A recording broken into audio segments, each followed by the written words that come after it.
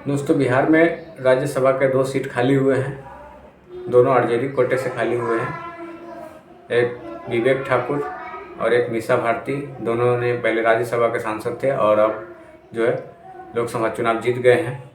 तो दोनों लोकसभा सांसद बन गए हैं और उन्हें जो है अब राज्यसभा सीट छोड़ना पड़ेगा। तो इसलिए 2 राज्यसभा की सीट खाली हो रही हैं। लेकिन इस वक्त आरजेडी के जीतने की कोई चांस नहीं है, क्योंकि बहुमत जो है एनडीए के पास है। बीजेपी, जेडीयू और हम पार्टी है इसमें। तो एनडीए के पास बहुमत है, तो राज्यसभा की सीटें भी एनडीए के पास आएगी। और आपने सुना होगा कि जो चुनाव जीतते हैं उन्हें चुनाव जीतने का इनाम मिलता है, लेकिन कुछ नेता ऐसे भी होते हैं जिन्हें चुनाव हारने के बाद भी इनाम मिलता है। तो इसी कड़ी में है उपेंद्र कुशवाहा, जो आपको पता होगा काराकाट से चुनाव लड़ रहे थे। वो भी एनडीए के सहयोगी दल थे और वो चुनाव हार गए। उसका हारने का मेन वजह जो है पवन सिंह रहे। पवन सिंह निर्दलीय चुनाव में उतर के जो है उपेंद्र कुशवाहा को तीसरे नंबर पर ले गए और वो चुनाव हार गए। लेकिन अब कयास लगाया जा रहा है कि उपेंद्र कुशवाहा को जो है जेडीयू की तरफ से राज्यसभा के सांसद बनाए जाएंगे। आपको पता होगा पहले उपेंद्र कुशवाहा भी जेडीयू में ही थे और फिर बीच में दूसरे पार्टी बनाए थे, फिर जेडीयू में गए और फिर जो है छोड़कर जो है अपनी पार्टी बना ली और एनडीए गठबंधन के तहत चुनाव लड़े थे। लेकिन जब नीतीश कुमार महागठबंधन से इधर आ गए एनडीए में, तो दोनों की दोस्ती जो है फिर से एक साथ दिखने लगी। और अब चुनाव हारने के बाद जो है कयास लगाया जा रहा है कि नीतीश कुमार फिर से एक बार जो है उपेंद्र कुशवाहा को राज्यसभा भेज सकते हैं अपने कोटे से।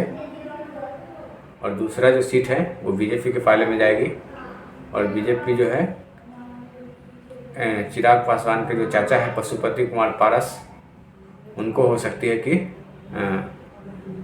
राज्यसभा भेजेगी। क्योंकि आपको पता होगा कि वो भी जो है पहले उनकी भी एक पार्टी है, राष्ट्रीय लोक जनशक्ति पार्टी, और वो भी एनडीए के अहम घटक दल थे। लेकिन बीजेपी ने चुनाव में उनको एक भी सीट नहीं दिया, जिसकी वजह से वो केंद्रीय मंत्री पद से भी इस्तीफा दे दिए और बीजेपी जो है चुनाव से चिराग से हाथ मिला लिया और उन्हें ही पूरे 5 सीट चिराग पासवान को दे दी। हालांकि ये अच्छा हुआ कि चिराग पासवान 5 सीट जीत कर भी आए और जो है उनके चाचा पशुपति कुमार पारस को बीजेपी वाले ने एक भी सीट नहीं दिया, जिसकी वजह से वो केंद्रीय मंत्री से जो है इस्तीफा भी दे दिया और कुछ दिन नाराज़ दिखे। आरजेडी की तरफ भी उनका झुकाव देखने को मिला था, लेकिन जो है फिर से उधर कोई रिस्पॉन्स नहीं मिला उधर से, तो फिर से वो एनडीए में ही रह गए और एनडीए के लिए चुनाव प्रचार भी किए। और अब लगता है कि उसी का इनाम जो है बीजेपी वाले उन्हें देने वाले हैं, क्योंकि वो एनडीए में टिके रहे एक सीट नहीं मिलने के बाद भी। तो अब बीजेपी की तरफ से उन्हें इसी का जो है इनाम मिलेगा और उन्हें जो है राज्यसभा भेजा जा सकता है, ऐसा कयास लगाया जा रहा है।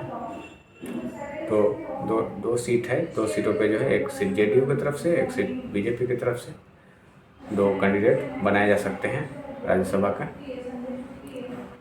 आप अपनी राय कमेंट करके जरूर बताइएगा। साथ ही साथ हमारे चैनल को सब्सक्राइब कर लीजिएगा, फेसबुक पे फॉलो कर लीजिएगा। धन्यवाद।